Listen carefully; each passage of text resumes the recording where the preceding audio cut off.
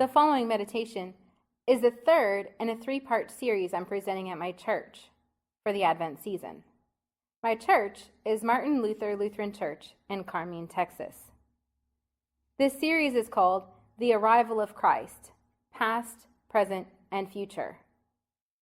In this meditation, inspired by Revelation 21, 1 through 7, we look to the future and Christ's final appearing, which we see now only in glimpses. And now I present to you the meditation, God in Glimpses.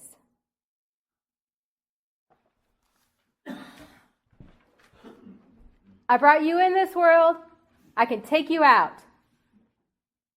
Now I know I'm probably dating myself with this reference, but this is a line from the comedy routine from Bill Cosby himself back in the 1980s.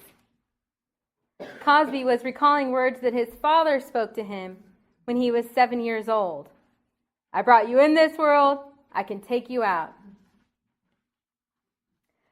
This kind of threat is all too familiar in our messy humanity.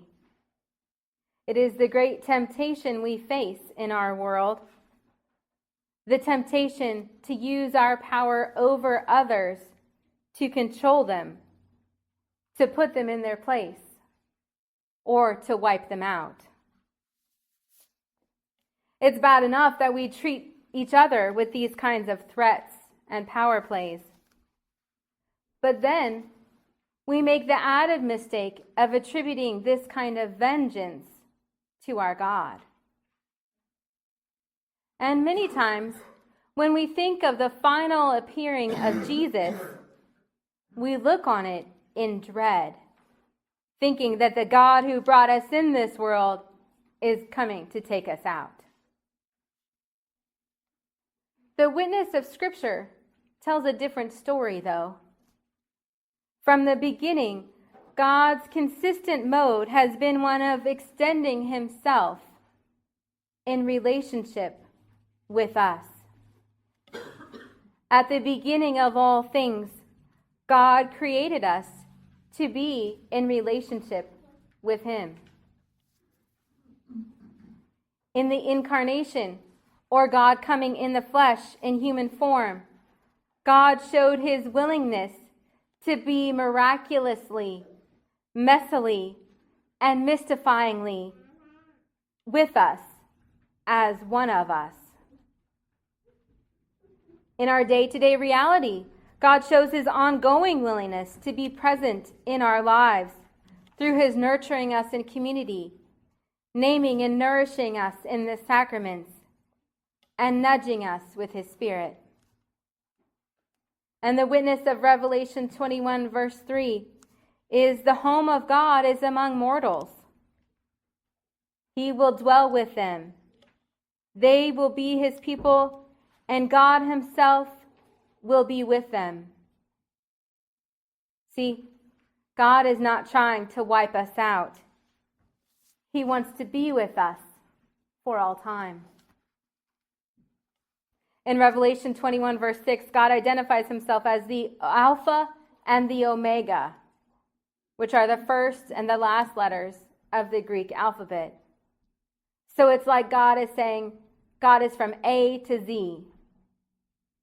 So we see that from beginning to end, God is consistently seeking relationship with us and drawing us to himself. So if God is not coming to wipe us out, what will Jesus' final appearing entail? Here are two R's to help explain. The first R is that God is going to reset creation. Or as it says in Revelation 21, verse 5, he will make all things new. While God's response to our mess is one of compassion, we have mucked things up a bit in our world. Creation is not as God originally intended. Our ways of relating do not always mirror the foot-washing style humility that Jesus modeled for us.